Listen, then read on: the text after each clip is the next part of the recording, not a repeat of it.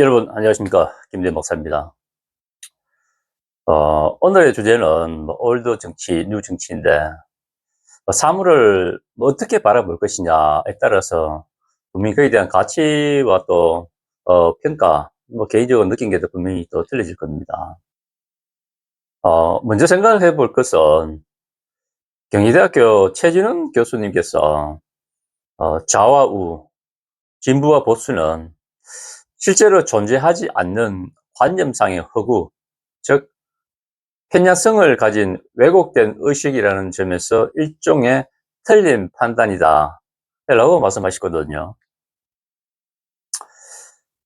그러니까는 제가 주제로 이제 올드 정치, 뉴 정치 이렇게 표현했는데, 실질적으로 제가 이 말씀드리고 싶은 것은, 그러면 올드 정치가 뭐고 뉴 정치가 뭐냐? 올드 정치는 실질적으로 실질적인 표현보다는 올드 정치, 말 그대로 구태 정치, 낡은 정치, 좀 더 심한 표현으로는 구닥다리 정치라고도 할 수도 있고. 그러면 뉴 정치는 뭐냐? 이거는 안철수 씨가 이야기하는 그런 새 정치라는 뜻이 아니고, 진짜 이데올로기가 중심이 된 뼈대가 있는 정치라고 보면 될 것 같습니다. 올드 정치는 구태 정치로 이념의 이 자체가 뒷받침이 되지 않기 때문에 세상은 이렇게 변해 가는데, 생각과 이런 행동 자체가 거의 변하지 않는다, 이렇게 또 생각해도 틀린 말은 아닙니다. 우리가 흔히 알고 있는 이런 정치는 사전적 의미로 국가의 권력을 획득하고 유지하며 이를 또 행사하는 활동으로 이렇게 또 알고 있고, 또 그렇게 또 다들 또 인식하고 있는 것인데, 그러면 정당은 이거는 의미 정의는 차치하더라도 이 한문적인 뜻을 딱 보게 되면 당자가 떼당, 집단, 이런 떼거리, 이런 의미, 소위 말해가지고 뭉친다, 이렇게 좋게 또 표현할 수가 있죠. 그런데 이게 현재 우리의 정치를 보게 되면은 묻지도 따지지도 않고 국가 권력만 잡으면 된다라는 그러한 이 잘못된 생각이 과거부터 지금까지 이어져 오고 있다는 거거든요, 그게요. 그래서 이제 권력을 딱 잡았습니다. 잡고 나면은 여기에 대해서 도전하거나 또 이의를 제기하게 되면은 어떻게 해서든 그걸 감추고, 또는 이의를 제기한 사람을 묵삽을 내려고 그렇게 또 반대로 덤벼들죠. 아니면은 직장에서 또 내쫓으려고 또 안달 복달 내고, 공무원 같은 경우에는 저 멀리 그렇게 또 발령 내기도 하고, 아니면은 직급을 내려 가지고 또 보내기도 하고 그러죠. 그리고 또 영 안 된다 그러면은 굴 물귀신처럼 물에 이제 같이 이제 빠져 죽으려고 그렇게 덤벼드는 거죠. 여기서 가장 중요한 것은 정치적인 책임을 안 진다는 겁니다. 제가 이때까지 살아오면서 누가 책임을 진다 해놓고 뭘 어떻게 책임을 진다, 구체적으로 실행에 옮긴 사람을 솔직히 저는 못 봤습니다. 먼 일 딱 터지게 되면은, 그러니까 증거가 딱 튀어나왔어요. 그럼 발표부터 합니다. 하다가 안 되면은 시인을 하죠. 물론 인간 본능이라고도 할 수도 있겠지만은, 그렇게 보기에는 이 정치인들은 이게 일반인들하고 조금 틀린 그런 기질을 갖고 있다 보니까 책임을 안 지려고 하는 그런 본능이 일반인에 비해 가지고 더 높다, 이렇게 또 말씀드릴 수가 있을 것 같아요. 예를 들면은 이제 이 말씀드리면은 지지자들은 또 나를 또 욕할 수 있겠지만은 어쩔 수 없이 비난을 받아야 할 분들이기 때문에 말씀드리겠는데, 국민의힘 전 의원이었던 장제원, 그다음에 전 서울시장이었던 박원순 두 분, 부하직원 성범죄 피해자로 알려지니까 극단적인 선택을 했죠. 물론 그분들은 일생일대에 그런 부끄러운 짓을 했기 때문에 그렇게 좀 좋지 못하게 인생의 막을 내렸지만은, 제가 볼 때는 이게 책임이 아니라는 겁니다. 이게 책임이 될 수 있을까, 이게요? 이런 것만 보게 되면은 책임을 진다, 안 진다. 책임을 져야죠, 그런 거. 선거에서 보게 되면은 무당파 유권자는 기적으로 책임을 지고 싶어 하는 사람은 찍고 싶어요. 그런데 현재 정치 구도가 딱 두 개로 나눠져 있지 않습니까? 그러다 보니까 그냥 뭐 어쩔 수 없이 그냥 뭐 이렇게 편가르시고 되는 것 돼 가지고 그냥 가서 그냥 찍는다. 원래는 찍어서는 안 된다고 저는 생각을 하지만은 그분들의 권리이기 때문에 제가 그런 말은 못 하겠죠. 단지 이거는 제 개인적인 생각인 것인 거예요. 그러면 말이 그 인제 뭐 당원 뭐 정당에 대해서 나왔으니까 이 우리나라 이제 이 2023년도죠. 그러니까 중앙일보에서 어떤 기사가 나왔냐면은 우리나라 당원이 그냥 전체 이 우리나라 지금 현재 선거관리위원회에 등록되어 있는 당원이 되는 것이겠죠. 그냥 1,000만 명 된다 이거예요, 그냥. 그 1,000만 명 중에서 더불어민주당이 한 400, 한 막 90만 명 가까이 되고, 그다음에 국민의힘이 뭐 한 400만 좀 넘는데 한 10만 명 정도 못 된다고 하네요, 그게요. 그에 비해 가지고 이제 영국이나 독일은 우리보다 인구가 훨씬 많죠. 뭐 6천만, 8천만 이렇게 되는데, 한 7천, 8천만 이렇게 되나요? 되는데, 거기서는 당원들이 기껏 해가지고 한 100만 명 플러스 마이너스 정도 된다고 합니다.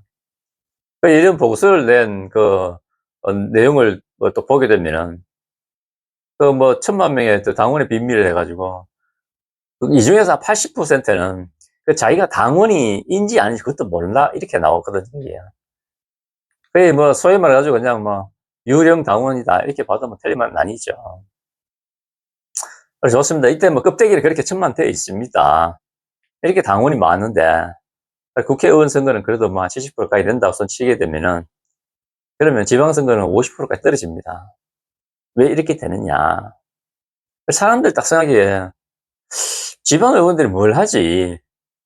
물론 뭐, 어, 자치단체장의 어떤 막강한 권력을 견제하기도 하고, 또 민원 처리하기도 하고, 민원을 또 처리하기도 하고, 뭐 이렇게 좋은 일도 하죠.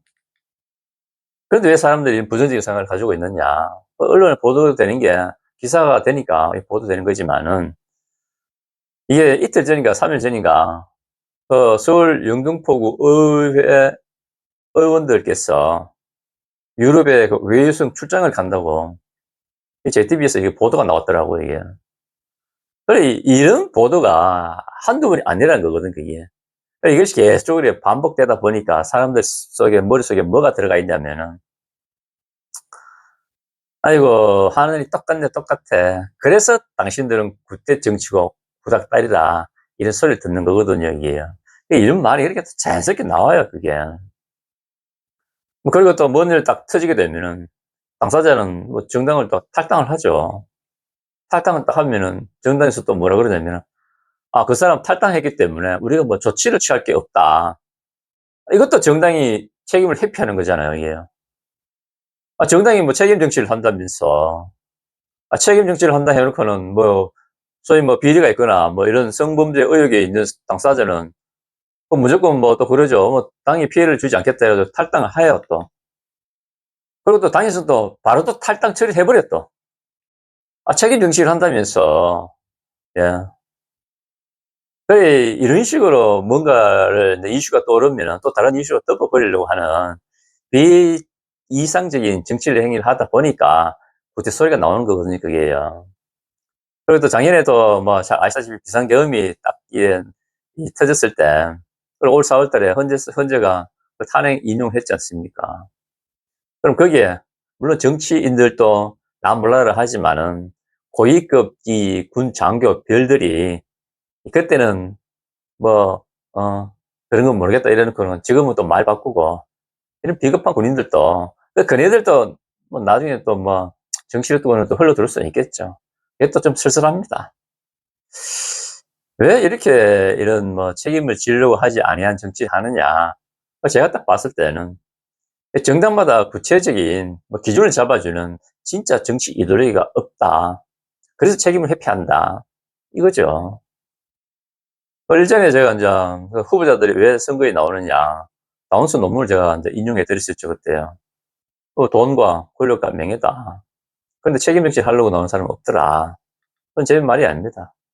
물론 제 생각도 그게 또 동화되고 맞고, 나온서가 학자가 또 하신 말씀도 맞고, 그리고 또 뭐 누누이 제가 또 질문을 좀 던지기도 하고, 뭐 스스로도 말을 하고 그러지만은 한국의 보수와 진보 이론을 만든 사람이 누군지 여러분 아십니까?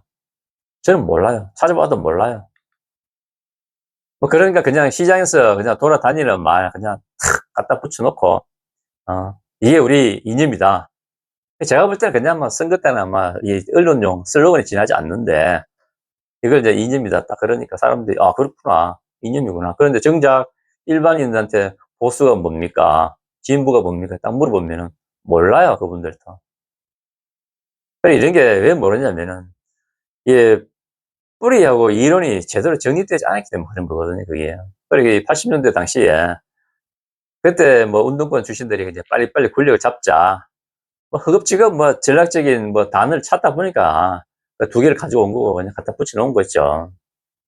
그래서 이게 딱 붙었기 때문에 안 바뀐다는 거죠, 그게요.